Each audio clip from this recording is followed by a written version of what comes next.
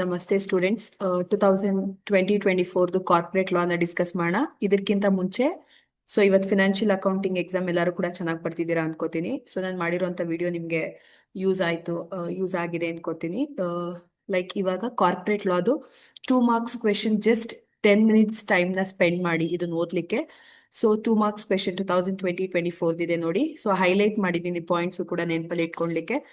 First one, what is statutory company? A statutory company is a company created by a special act of parliament or legislature.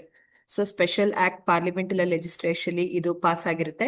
It is formed for specific purpose like infrastructure project, public utilities idu development ಮಾಡ್ಲಿಕ್ಕೋಸ್ಕರನೇ ಈ company form ಆಗಿರುವಂತದ್ದು. ಇಲ್ಲಿ special act ಅನ್ನೋದನ್ನ ನಿಮ್ಗೆ highlight ಮಾಡಿದೀನಿ ನೆನಪಲ್ಲಿ ಇಟ್ಕೊಳ್ಳಿಕ್ಕೆ. State the features of public company. Public ಕಂಪನಿದು features ಕೇಳಿದ್ದಾರೆ.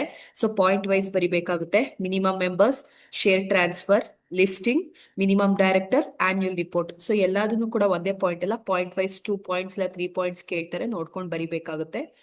What is an agenda? Agenda ಅಂತಂದ್ರೆ it is a list of items or topics. Highlight ಮಾಡಿದೀನಿ ನೋಡಿ. ಯಾವ ಟಾಪಿಕ್ ಇಲ್ಲ ಯಾವ ಐಟಮ್ಸ್ ನ ಮೀಟಿಂಗ್ ಅಲ್ಲಿ ಡಿಸ್ಕಸ್ ಮಾಡಬೇಕು ಅನ್ನೋದನ್ನ ಅಜೆಂಡಾ ಅಂತ ಕರಿತೀವಿ. ಅದ್ರದ್ದು ಲಿಸ್ಟ್ ಮುಂಚೆನೆ ಪ್ರಿಪೇರ್ ಮಾಡಿ ಇಟ್ಕೊಂಡಿರ್ತೀವಿ. An agenda is a list of items or topics to be discussed or decided upon a meeting.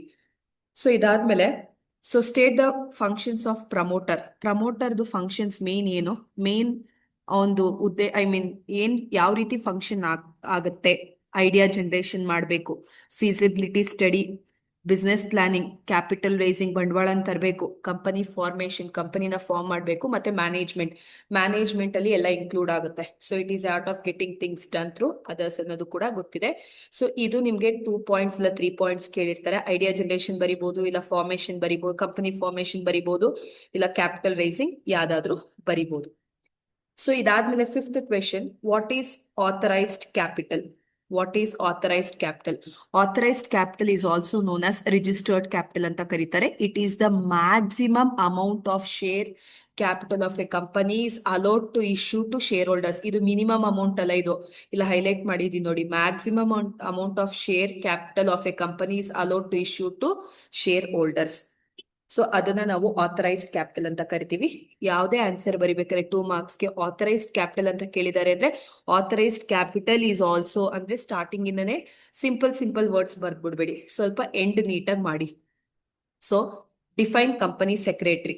Company secretary ಅಂತ ಅಂದ್ರೆ ಏನು? A company secretary is a senior officer responsible for ensuring of companies complies with laws, regulations and corporate governance standards. ಅಂದ್ರೆ ಅವನು ಅದಕ್ಕೆಲ್ಲ ಜವಾಬ್ದಾರಿಯಾಗಿರ್ತಾನೆ. Rules and regulation follow ಆಗ್ತಿದೆಯೋ ಇಲ್ವೋ ಅಂತ ಅಂದ್ಬಿಟ್ಟು ಅದೆಲ್ಲದಕ್ಕೂ ಜವಾಬ್ದಾರಿ ಆಗಿರುವಂತ ಮನುಷ್ಯನ ನಾವು ಕಂಪನಿ ಸೆಕ್ರೆಟರಿ ಅಂತ ಕರಿತೀವಿ. Define joint stock company. Next 7th question, define joint stock company ಅಂತ ಇದೆ. A joint stock company is a business entity where capital is contributed by shareholders and shares are transferable.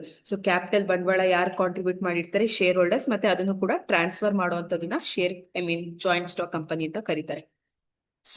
What is winding up of company? It is the process of dissolving of a company. ಅಂದ್ರೆ ಕಂಪನಿನ close ಮಾಡುವಂತದ್ದು, ಇಲ್ಲ asset ನ ಮಾರುವಂತದ್ದು, paying off debts and distributing remaining assets to shareholders. ಅಂತ ಟೈಮಲ್ಲಿ ಕಂಪನಿನ wind up ಮಾಡುವಂತದನ್ನ ನಾವೇನಂತ ಕರಿತೀವಿ?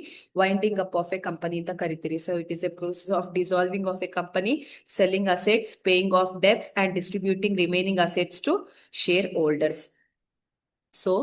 ಇದು 2020-24 2 marks. ಜಸ್ಟ್ ನೀವು 10 minutes ಟೈಮ್ ನ ಸ್ಪೆಂಡ್ ಮಾಡಿದ್ರೆ ಸಾಕು, ಇದನ್ನ ಓದ್ತೀರಾ. Thank you students. ಇನ್ನ ಫರ್ದರ್ ನೆಕ್ಸ್ಟ್ ವಿಡಿಯೋಸ್ ಅಲ್ಲಿ ಶೇರ್ ಮಾಡ್ತೀನಿ.